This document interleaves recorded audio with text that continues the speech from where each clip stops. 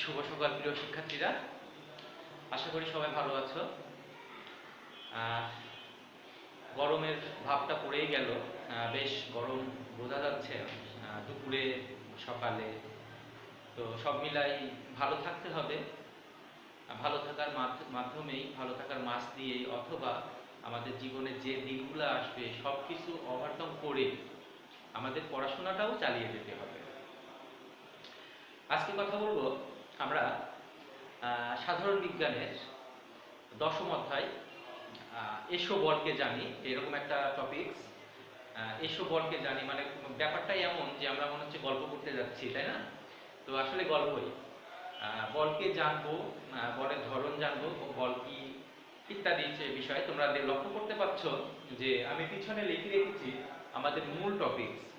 তাহলে আমাদের আজকের যে আলোচ্য বিষয় হবে সেটা আমি লিখে রেখেছি। হ্যাঁ, সেই বিষয়গুলোতে লেখা আছে, দেখো।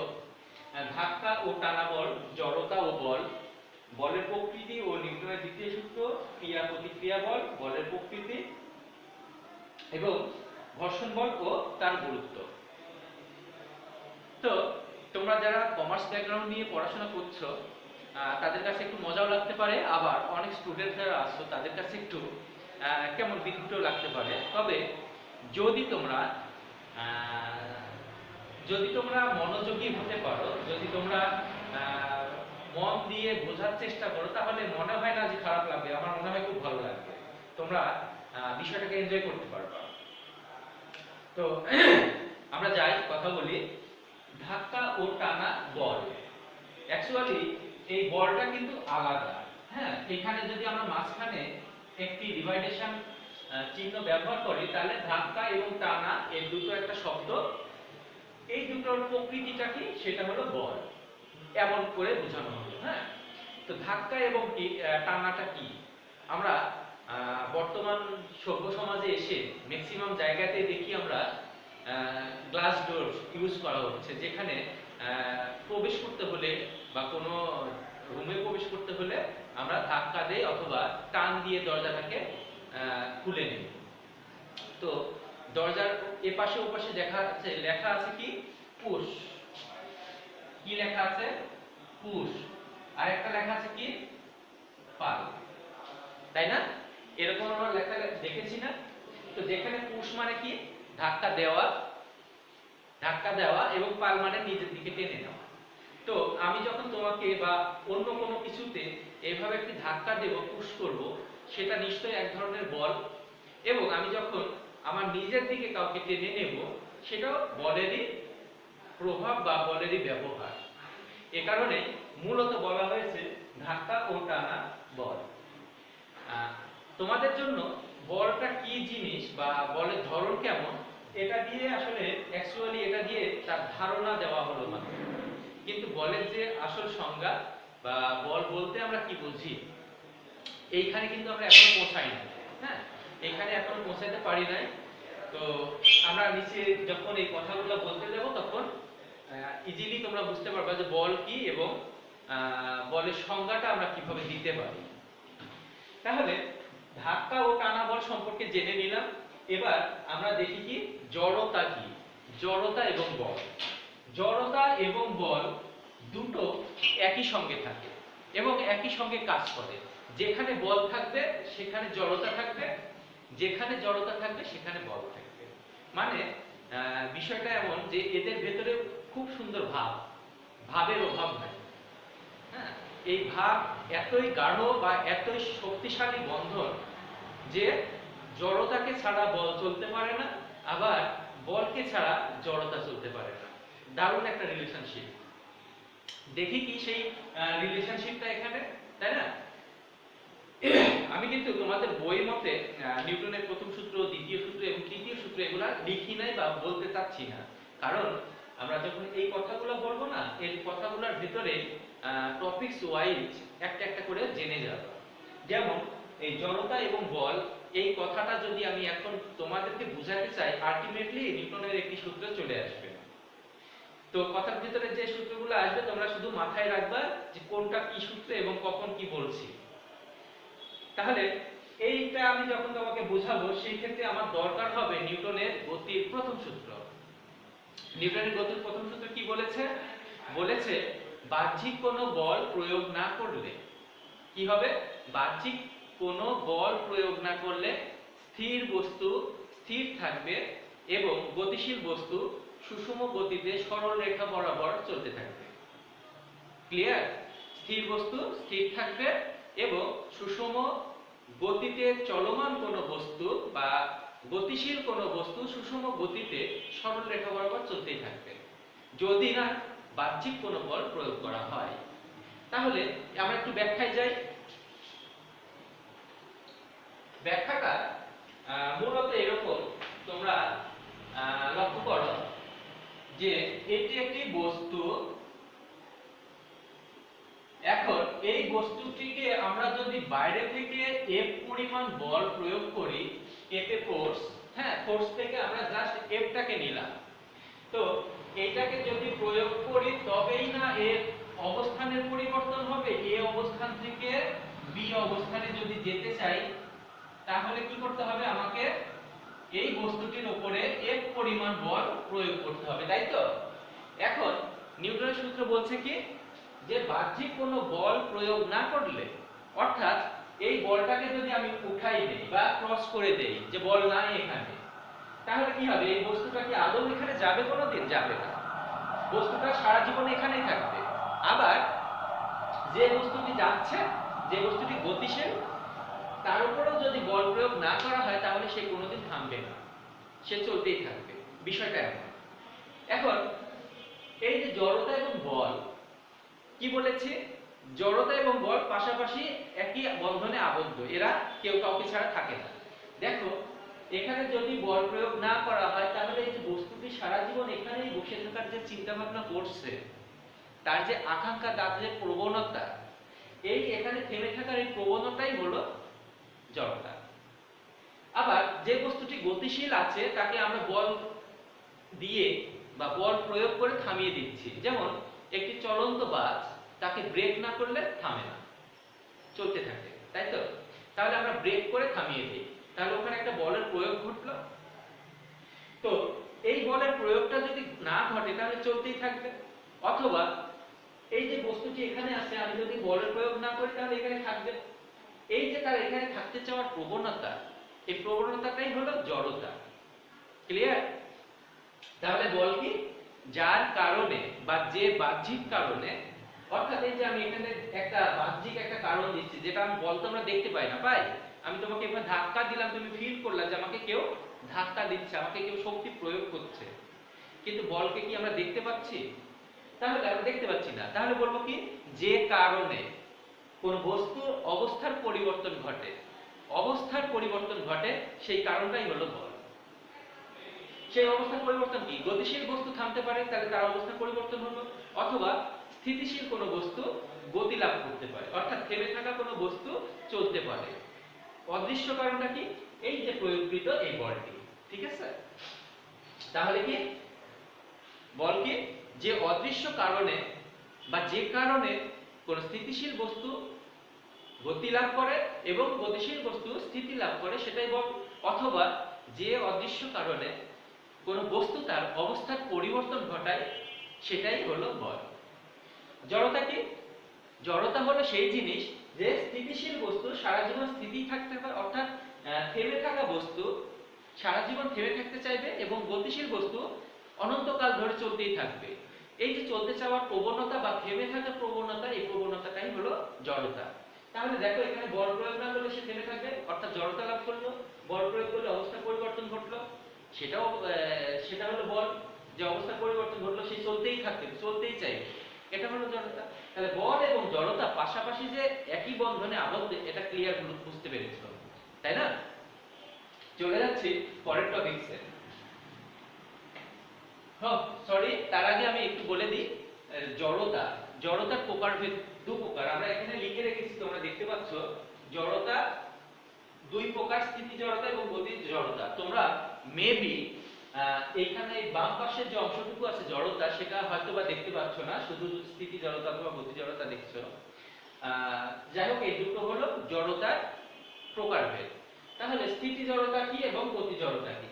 স্থিতি জড়তা হলো সেই জড়তা যে জড়তার কারণে আমি সারা জীবন ওই নিজের অবস্থানটা বজায় রাখতে চাই।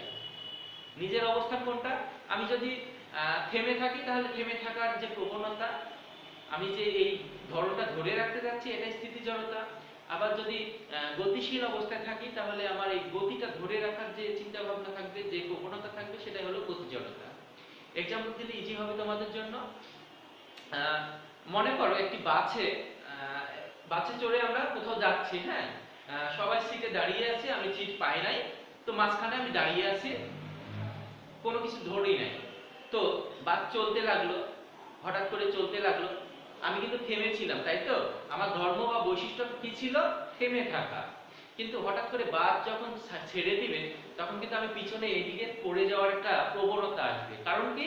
আমার বডিটা, অর্থাৎ এইখানে যদি আমি দাঁড়িয়ে থাকতাম, আর বাস যদি হঠাৎ করে এদিকে যাইতো, তাহলে আমার স্পর্শস্থান, অর্থাৎ আমি তো দাঁড়িয়ে আছি এই পাটাতনের উপরে, পাটাতন আমাকে এদিকে টেনে নিতে চাইবে, কিন্তু উপরের বডিটুকু ওইখানেই থাকতে চাইবে। তাহলে ওইখানে যদি থাকতে চাই এবং পাটাতন যদি সরে যায় তাহলে অ্যাঙ্গেল তৈরি হলো না? ঠিক এরকম আমার পুরো বডি চাচ্ছে এই জায়গাতেই থাকতে, কিন্তু বাসের পাটাতন নিচ থেকে আমাকে টেনে ধরছে। এটাই হলো স্থিতি জড়তা, যে কারণে আমি এখানে থাকতে যাচ্ছি বা হিলে যাচ্ছি, হেলে পিছন দিকে পড়ে যাচ্ছি। ঠিক একই বিষয়, বাস চলছে, আমিও দাঁড়িয়ে আছি, আমার কোনো সমস্যা হচ্ছে না, কিন্তু হঠাৎ করে যদি ব্রেক করে তাহলে আমার পুরো বডিটা, পুরো শরীরটা কি গতিশীল ছিল, এখন হঠাৎ করে যদি ব্রেক করে, আমার বডি যাচ্ছে যে না আমি এই গতিতেই চলতে চাবো, কিন্তু আমি যার উপর দাঁড়িয়ে আছি এবং আমার পা যার সঙ্গে লেগে আছে, সেই পা তো ওখানে থেমে গেল। পা যখন থেমে গেল তখন আমার বডিটা সামনের দিকে যায়। এই কারণেই দেখবা হঠাৎ করে কোনো বাস যদি ব্রেক করে সেক্ষেত্রে আমরা সামনের দিকে দৌড় দিই, বা নিজের ব্যালেন্স রক্ষার্থে, নিজেকে নিরাপদ রাখার জন্য আমরা সামনের দিকে অগ্রসর হয়ে যাই। এটা বুঝতে পেরেছো যে এটা গতি জড়তা। বলের প্রকারভেদ আছে, আমি সেটা এই বলের প্রকৃতিতে আলোচনা করব। বলের যে প্রকারভেদ সেটা বলের প্রকৃতিতে আলোচনা করা হবে। এবার দেখি বলের পরিমাণ ও নিউটনের সূত্র। বলের পরিমাণ এবং নিউটনের সূত্র, এটা খুব মজার একটি বিষয়। তোমাদের পুরো অধ্যায় মিলে এখানেই একটি সূত্র পাবা, যে সূত্র দিয়ে আমরা গাণিতিক সমস্যার সমাধান করে থাকবো। তো এইখানে আমরা কিন্তু আগের বারে প্রথম সূত্রটি বলেছি, এবার আমরা নিউটনের দ্বিতীয় সূত্র বলবো। নিউটনের দ্বিতীয় সূত্রটি হলো এমন যে কোনো বস্তুর ভরবেগের পরিবর্তনের হার, বস্তুটির ওপর প্রযুক্ত বলের সমানুপাতিক। কি হলো? কোন বস্তুর ভরবেগের পরিবর্তনের হার বস্তুটির ওপর প্রযুক্ত বলের সমানুপাতিক, এবং বল যেদিকে ক্রিয়া করবে ভরবেগের পরিবর্তনটাও সেদিকেই হবে। তাহলে ভরবেগ কি? আমরা টপিকস লিখেছি বাট ডিটেইলস জানি না, তাই না? তো সূত্রের ভেতরে আমরা একটা নতুন শব্দ পেলাম, ভরবেগ। তাহলে ভরবেগ কি আমাদের জানতে হবে। খুবই সহজ বিষয়, খুবই ইজি বিষয়, যে বস্তুর ভর এবং বেগের গুণফলটাই হলো ভরবেগ। তাহলে লিখে ফেলি, ভর বেগ ইকুয়াল ভর গুণ বেগ, এই দুটোর গুণফলটাই হলো ভরবেগ। তাহলে যে কোনো বস্তুর, যে কোনো পদার্থের ভর আছে, তাহলে ভরকে আমরা সাধারণত m দিয়ে প্রকাশ করি। ম্যাস মানে ভর, MASS, ম্যাস মানে ভর। এই ম্যাসের ফার্স্ট অক্ষর যেটা, ফার্স্ট লেটার যেটা, সেটা হলো m। সেই কারণে আমরা ভরকে m দিয়ে প্রকাশ করি, এবং বেগকে আমরা v দিয়ে প্রকাশ করি। ভেলোসিটি মানে বেগ। তো ভেলোসিটির প্রথম অক্ষর v নিয়ে আমাদের শুরু হলো কি বেগ। তাহলে বেগকে আমরা v দিলাম, তাহলে ভরবেগ ইকুয়াল কি পেলাম? mv। এই ভরবেগকে আমরা একটি অক্ষর দিয়ে প্রকাশ করি কি? p দিয়ে। তাহলে p ইকুয়াল হলো কি? mv। তাহলে ভরবেগ, এটাও ভরবেগ, এটাও ভরবেগ। এখন ভরবেগের পরিবর্তন বলতে কি বুঝাবো? দুটো ভরবেগ থাকবে, দুটো ভরবেগের যে ডিফারেন্স, যে পার্থক্য, সেটাই ভরবেগের পরিবর্তন। আমি যদি তোমার সঙ্গে একবার উচ্চ স্বরে কথা বলি এবং একবার নিম্ন স্বরে কথা বলি, সেক্ষেত্রে তোমাদেরকে মনে হবে না, তোমাদের কি মনে হবে না যে আমার এই সাউন্ডের কম বেশি হচ্ছে, পরিবর্তন হচ্ছে? তাহলে বিয়োগফল ঠিক একই রকম। এই ভরবেগের পরিবর্তন মানে দুটো ভরবেগের পার্থক্য। ক্লিয়ার? এবার যাচ্ছি আমরা তার প্রমাণে, বলের পরিমাণ বের করার জন্য প্রমাণে যাচ্ছি। তাহলে এই যে বস্তুটার উপরে আমরা একটি বল প্রয়োগ করেছিলাম এর পরিমাণ, এই বস্তুটির একটি ভর আছে। এই বস্তুটা যখন থেমেছিল শুরুতে, তাহলে স্টার্টিং পয়েন্টে তার প্রথম বেগ আছে না, আদি বেগ যাকে বলতে পারি আমরা। এই আদি বেগকে আমরা ন্যাচারালি ইউ দিয়ে প্রকাশ করি। তাহলে ইউ হলো আদি বেগ। ক্লিয়ার? এর পরিমাণ বল এর উপর প্রয়োগ করার ফলে বস্তুটির অবস্থার পরিবর্তন হলো কোথায়? এ থেকে বি তে আসলো। আমি আগে লিখেছিলাম, আমি এখন মুখে বলছি। হ্যাঁ, তাহলে এ থেকে বি তে আসলে এর একটি বেগ, শেষে একটা বেগ পেলাম। এই শেষ বেগটাকে আমরা কি বলি? ভি দিয়ে প্রকাশ করি। শেষ বেগটাকে ভি দিয়ে প্রকাশ করি। এবং এর ভর তো চেঞ্জ হয় নাই, ভর তো ভরই। তাহলে এর ভর থাকলো কি? এম। বুঝতে পেরেছো?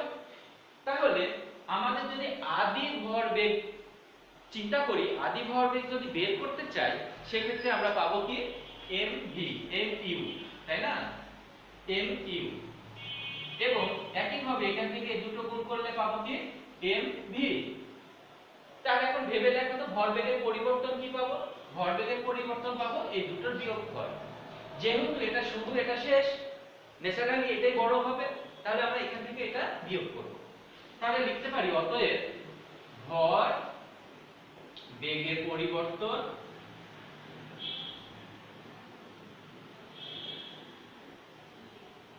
সমান mv mu। এখন এই বস্তুটি যে তার এ অবস্থান থেকে বি অবস্থানে গিয়েছে, এখান থেকে এখানে যেতে নিশ্চয় কি কোনো না কোনো একটা সময় লেগেছে, লাগে না? সেটা 1 সেকেন্ড হতে পারে, 5 সেকেন্ড হতে পারে, 1 মিনিট হতে পারে, 1 ঘন্টা হতে পারে, যে কোনো একটি সময় হতে পারে। কিন্তু মানে সময়হীনভাবে একই সময়ে একই সঙ্গে সে তার জায়গা পরিবর্তন করতে পারে না। সো আমরা বলতে পারি যে এই বস্তুটি আদি অবস্থান থেকে শেষ অবস্থানে যেতে টি পরিমাণ সময় লাগে, তাই না? তাহলে এই ভরবেগের পরিবর্তনটা হলো কোন সময়ে, কতখানি সময়ে? তাহলে বলতে পারি কি টি সময়, টি সময়। অতএব একক সময়ে ভরবেগের পরিবর্তন হবে কি? M v minus m u ভাগ টি। এটাই সেই ভরবেগের পরিবর্তনের হার। বুঝতে পেরেছো? তাহলে এটা যদি ভরবেগের পরিবর্তনের হার হয়, নিউটনের দ্বিতীয় সূত্র অনুযায়ী আমরা বলতে পারি কোন বস্তুর ভরবেগের পরিবর্তনের হার এর উপর প্রযুক্ত বলের সমানুপাতিক। কিসের সমানুপাতিক? প্রযুক্ত বলে। আমরা কতখানি বল প্রয়োগ করেছিলাম দেখো তো এখানে? আমরা বল প্রয়োগ করেছিলাম F পরিমাণ। তাহলে এইটা সমানুপাতিক হলে আমরা ইজিলি লিখতে পারি mv mu ভাগ t সমানুপাতিক F। আশা করি তোমাদের বুঝতে সমস্যা নেই, আছে? নাই। তাহলে ভরবেগের পরিবর্তনের হার প্রযুক্ত বলের সমানুপাতিক। শেষে একটি কথা আছে, বল যেদিকে ক্রিয়া করবে ভরবেগের পরিবর্তনটাও সেদিকেই হবে। কারণ এই বলটা যদি এই দিকে সোজা এইদিকে ধাক্কা দেয়, এই বস্তুটা যদি এই দিকে ধাক্কা দেয়, বস্তুটা কি এই দিকে আসবে না এদিকে যাবে? সে সোজাই যেতে চায়।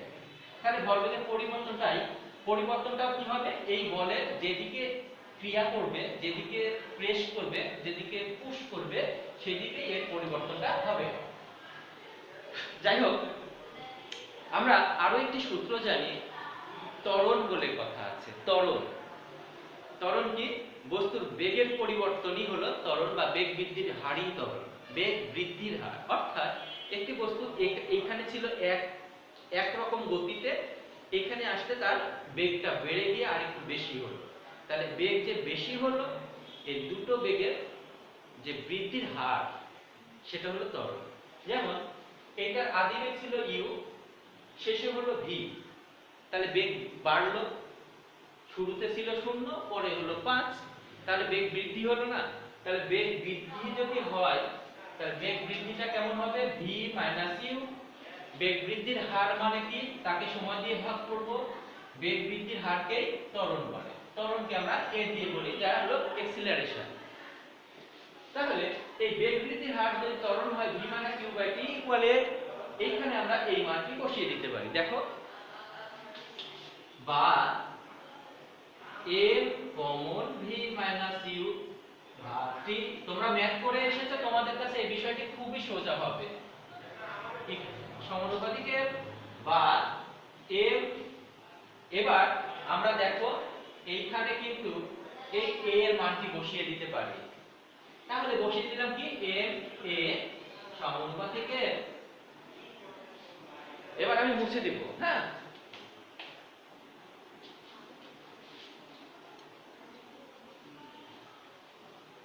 আমাদের লাস্টে ছিল কি m এর সমানুপাতিকের।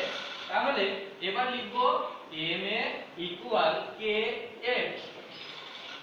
এটা সমানুপাতিক ধ্রুবক। সমানুপাতিক ধ্রুবক আমরা কি পেলাম? k পেলাম। এই k টার মান এবার যদি বের করতে পারি কিভাবে? একটি বস্তু, যে বস্তুটা আমরা কল্পনা করেছিলাম, সেই বস্তুটির যদি ভর 1 কেজি হয় এবং এই বস্তুটির উপর যদি 1 নিউটন পরিমাণ বল প্রয়োগ করা হয়, সেক্ষেত্রে তার ত্বরণটি যদি 1 মিটার পার সেকেন্ড হয়, তাহলে এই সমানুপাতিক ধ্রুবকের মান পাবো কত? 1। বুঝতে পেরেছো? অর্থাৎ একক ভরের কোন বস্তুর উপর একক পরিমাণ বল প্রয়োগ করলে যদি তার ত্বরণ 1 মিটার পার সেকেন্ড স্কয়ার হয়, সেক্ষেত্রে সমানুপাতিক ধ্রুবকের মান হবে 1। এই সমানুপাতিক ধ্রুবকের মান 1 টি যদি আমরা আবার এখানে বসিয়ে দেই, তাহলে কিন্তু পেয়ে যাচ্ছি কি m a সমান f। That's mean f equal m a। এটা তোমরা শুনেছো অনেকবার, শোনো নাই? অনেকবার শুনেছো। তাহলে এই যে f সমান m a, আমরা বলের যে পরিমাণটা বের করলাম, আমরা বলেছিলাম কি বলের পরিমাণ ও নিউটনের দ্বিতীয় সূত্র।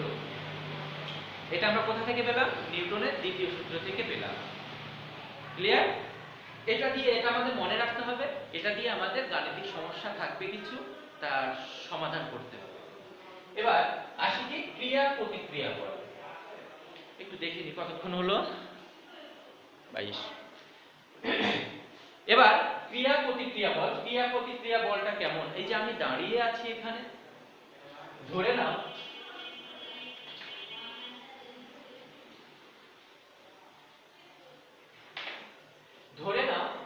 আমি এই মেঝের উপরে দাঁড়িয়ে আছি, তাই তো?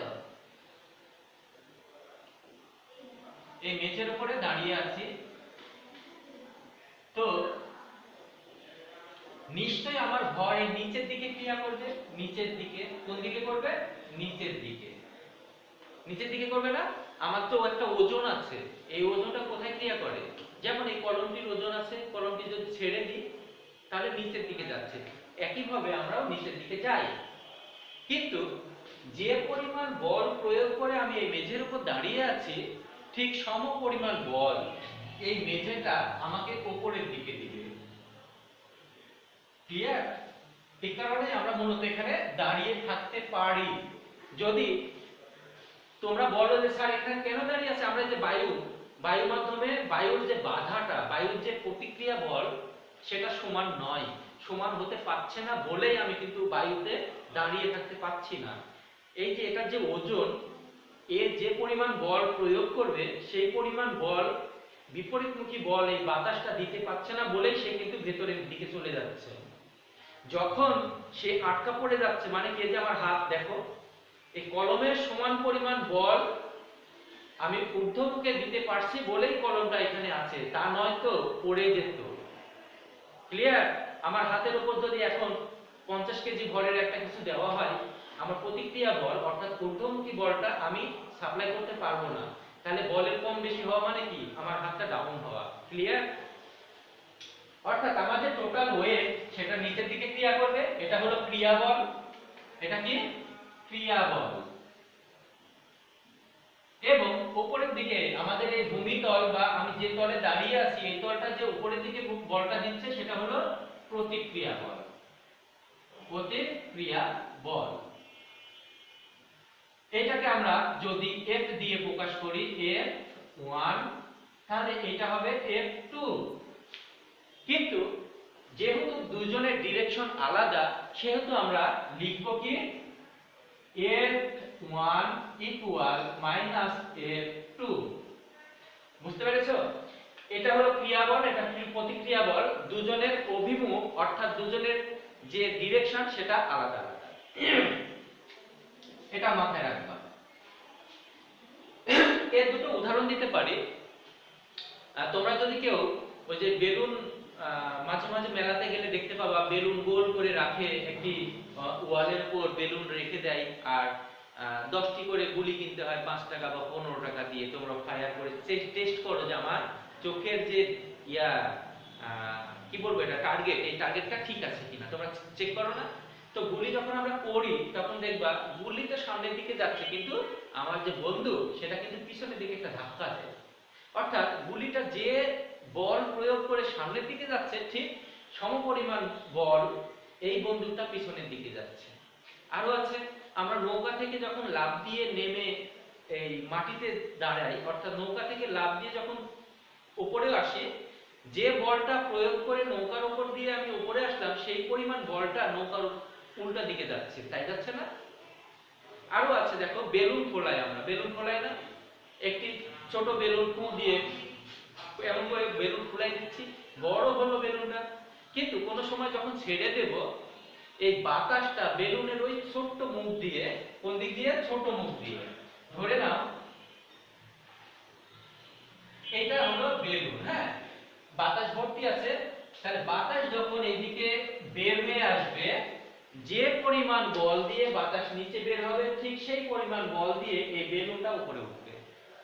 এটাই হলো ক্রিয়া এবং প্রতিক্রিয়া বল। বলের প্রকৃতি, বলের প্রকৃতিটা তো আমি আগেই বলেছি যে এটা নিয়ে কথা হবে। বলের প্রকৃতি কি? বিভিন্ন জায়গায় বিভিন্ন ধরনের বল দেখতে পাওয়াটাই হলো বলের প্রকৃতি। অর্থাৎ আমার প্রকৃতি আমি বদলাই, তোমরা হয়তো বলতে পারো সার খালি হচ্ছে রূপ বদলায়, মানে কি আমার প্রকৃতিটা পরিবর্তন হচ্ছে। আমার চারপাশে যে প্রকৃতি আছে সেটা বর্ষাকালে এক রূপ ধারণ করে, শরৎকালে এক রূপ ধারণ করে, বসন্তকালে এক রূপ ধারণ করে, তাহলে প্রকৃতি বদলাচ্ছে, তাই না? তার মানে বলের প্রকৃতি মানে কি? বাংলা কথায় বলের প্রকারভেদ। বলের প্রকারভেদ আমি এখানে লিখে রেখেছি, দেখো সাধারণত বল 4টি ভাগে বিভক্ত। এটা হচ্ছে মহাকর্ষ বল, যেটাকে বলা হয় গ্র্যাভিটেশনাল ফোর্স। কি? Gravitational force, GRA, gravitational force, FORC. এটা কি? গ্র্যাভিটেশনাল ফোর্স হলো তোমার প্রত্যেকটি বস্তুকে পৃথিবীতে পৃথিবী প্রতিটা বস্তুকে তার নিজের কেন্দ্রের দিকে আকর্ষণ করে, নিজের কেন্দ্রের দিকে আকর্ষণ করে। দেখো আমাদের পৃথিবীর কেন্দ্র যেখানে সেখানে আকর্ষণ করে, সবাই নিচেই যায়। এটা হলো মহাকর্ষীয় বল, অভিকর্ষীয় বল। মহাকর্ষীয় বলের আর কি? পৃথিবীতে বা মহাবিশ্বে দুটি বস্তুকণা একে অপরকে নিজের দিকে টানতে থাকে। কার দিকে থাকতে? নিজের দিকে। এটা আমরা স্বাভাবিক দৃষ্টিতে ফিল করি না, এই কারণেই বললাম কেন্দ্রের দিকে আকর্ষণ করে। অর্থাৎ পৃথিবীর আকর্ষণ বল আমার এই কলমের আকর্ষণ বলের তুলনায় অনেক বেশি। এই কারণেই আমি প্রথমত তোমাদের বললাম কি নিচের দিকে ক্রিয়া করে। কিন্তু মহাকর্ষীয় বল বলতে বোঝায় যে পৃথিবীতে দুটি বস্তুর ভেতরে একে অপরের প্রতি আকর্ষণ বা বিকর্ষণ বলের মান, অর্থাৎ আকর্ষণ বলের মান, বিকর্ষণটা খুব কম আছে। আকর্ষণ বলের মান কিভাবে একে অপরকে আকর্ষণ করবে? দুটি বস্তুকণা যদি কল্পনা করি তাহলে একে অপরকে, এ একে আকর্ষণ করবে, আবার এ একে আকর্ষণ করবে, দুজন দুজনকে আকর্ষণ করবে। তাহলে যার বেশি আকর্ষণ বল বেশি সে তাকে নিজের দিকে টেনে নেবে। ক্লিয়ার? তড়িৎ চৌম্বকীয় বল, এই বলটি এই মহাকর্ষীয় বলের তুলনায় বেশি। তোমাদের বইয়ে লেখা আছে ট্রিলিয়ন ট্রিলিয়ন ট্রিলিয়ন গুণ বেশি। এখন ট্রিলিয়ন বলতে কি বুঝি, তাই না? আমরা যেমন বলি কি 10 লক্ষে কি বলি 100, হ্যাঁ 100 লক্ষে 1 বিলিয়ন এরকম বলি, তাই না?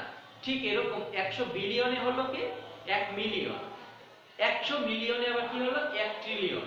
তো হিসাব করে দেখা গেছে যে 10 to the power 12, 1 trillion equal 10 to the power 12। তাহলে ওখানে বলেছে ট্রিলিয়ন ট্রিলিয়ন ট্রিলিয়ন গুণ, তাহলে এই ট্রিলিয়ন হলো কি 10 টু দি পাওয়ার 12, তারপরে এর সাথে আবার কি আরেকটি গুণ 10 টু দি পাওয়ার 12 গুণ 10 টু দি পাওয়ার 12। এটাকে ম্যাথের টার্মে যদি যায় তাহলে আমরা লিখতে পারি 12 যোগ 12 যোগ 12 ইকুয়াল 10 টু দি পাওয়ার 36। এই যে এই পরিমাণ এত গুণ শক্তিশালী এই তড়িৎ চৌম্বকীয় বলটা মহাকর্ষীয় বলের চাইতে এত গুণ শক্তিশালী।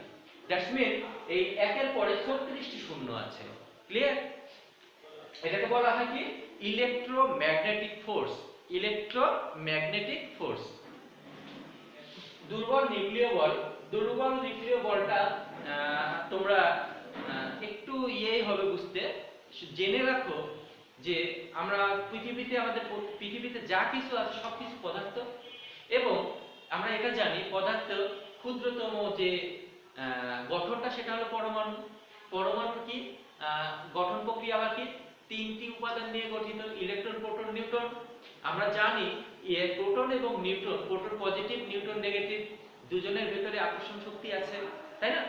তাহলে এই পরমাণু থেকে একটি ইলেকট্রন যদি তাদের কক্ষপথ থেকে ছুটে যায় তাহলে ওখান থেকে আমরা কিছু রে পাই। সেটা আলফা রে হতে পারে, বিটা রে হতে পারে, গামা রে হতে পারে, এক্স রে হতে পারে, বিভিন্ন ধরনের আমরা এই যখন ইলেকট্রনের বিচ্যুতি ঘটে তখন আমরা বিভিন্ন ধরনের রে পাই। তো গামা রে ক্ষরণের ফলে যে আকর্ষণ আসে সেটা হলো দুর্বল নিউক্লিয় বল। হ্যাঁ, তো এই দুর্বল নিউক্লিয় বলের চাইতে সবল নিউক্লিয় বল কোনটা? ওই যে বললাম একটি পরমাণুতে প্রোটনকে ইলেকট্রন আকর্ষণ করে নেগেটিভ পজিটিভ, যে বন্ধনে আকর্ষণ করে আছে যে বলের মাধ্যমে, সেটাই হলো সবল নিউক্লিয় বল। এটাকে বলা হয় strong nuclear force. Strong nuclear force. আর এটা হলো কি উইক নিউক্লিয়ার ফোর্স। ক্লিয়ার? বলের প্রকৃতি জানলাম, ঘর্ষণ এবং গুরুত্ব। ঘর্ষণ বল এবং গুরুত্ব। ঘর্ষণ বলটা কি? ঘর্ষণ বলটা আরো সোজা, আমরা জানি কিন্তু কখনো কল্পনা করি না।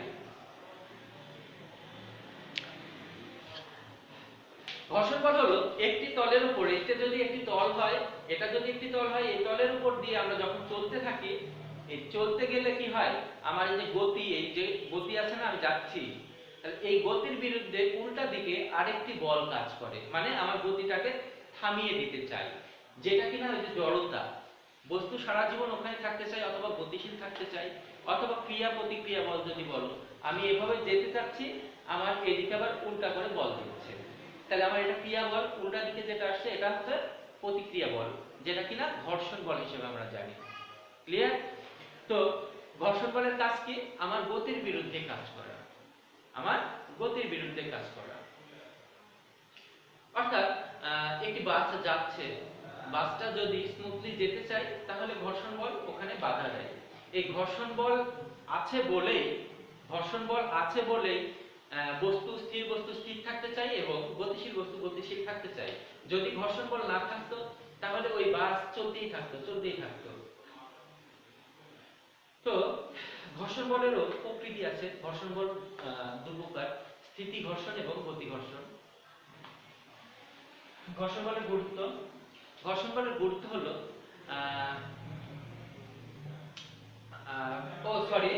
বলতে ভুলে গেছি, ঘর্ষণ বল 4 প্রকার: স্থিতি ঘর্ষণ, গতি ঘর্ষণ, প্রবাহী ঘর্ষণ এবং আবর্ত ঘর্ষণ। স্থিতি ঘর্ষণটা কি? স্থিতি ঘর্ষণটা হলো আমি যে বলের কারণে এখানে দাঁড়িয়ে আছি বা দাঁড়িয়ে থাকতে পারছি, সেটা হলো স্থিতি ঘর্ষণ। যদি এই ঘর্ষণ বলটা না থাকতো তাহলে আমরা পড়ে যেতাম, পিছলে যেতাম, থাকতে পারতাম না। আর থাকে গতি ঘর্ষণ। গতি ঘর্ষণটা কি? আমি যখন এই যে চলছি, এই চলার বিরুদ্ধে যে ঘর্ষণ বলটা কাজ করছে সেটা হলো গতি ঘর্ষণ। এই ঘর্ষণটা না থাকলে কি হতো, আমি সেই চলার পথেই থাকতাম, সারা জীবন চলতেই থাকতাম।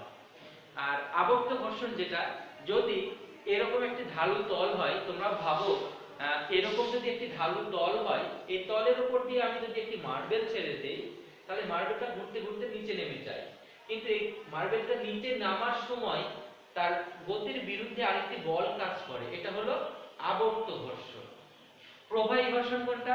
প্রবাহী ঘর্ষণ হলো যে কোনো তরল পদার্থের ভেতর দিয়ে কোনো পদার্থ প্রবাহ হতে থাকলে তার গায়ে যে তরল পদার্থ লেগে থেকে যে বলটা বিপরীত দিকে কাজ করে সেটা হলো প্রবাহী ঘর্ষণ।